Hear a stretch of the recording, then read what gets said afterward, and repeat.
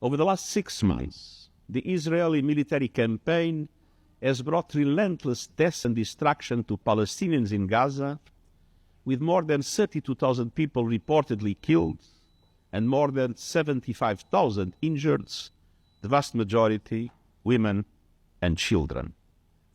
Lives are shattered.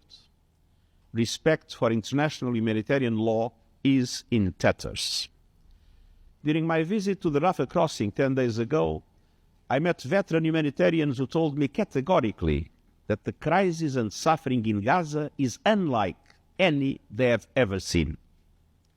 Meanwhile, as I saw on my way to the Rafah crossing, long lines of trucks loaded with humanitarian aid continue to face obstacle after obstacle.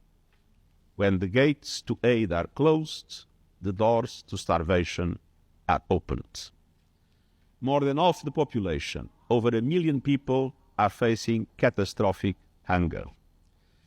Children in Gaza today are dying for lack of food and water. This is incomprehensible and entirely avoidable. Nothing can justify the collective punishment of the Palestinian people. The war in Gaza is the deadliest of conflicts for civilians, for aid workers, for journalists, for health workers, and for our own colleagues. Some 196 humanitarian aid workers, including more than 175 members of our own UN staff, have been killed. An information war has added to the trauma, obscuring facts and shifting blame.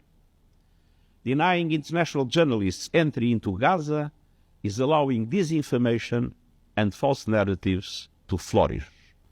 Dramatic humanitarian conditions require a quantum leap in the delivery of life-saving aid, a true paradigm shift. I repeat my urgent appeals for an immediate humanitarian ceasefire, the unconditional release of all hostages, the protection of civilians, and the unimpeded delivery of humanitarian aid. 6 months on, we are at the brink of mass starvation, of regional conflagration, of a total loss of faith in global standards and norms. It is time to step back from the brink, to silence the guns, to ease the horrible suffering, and to stop a potential famine before it is too late.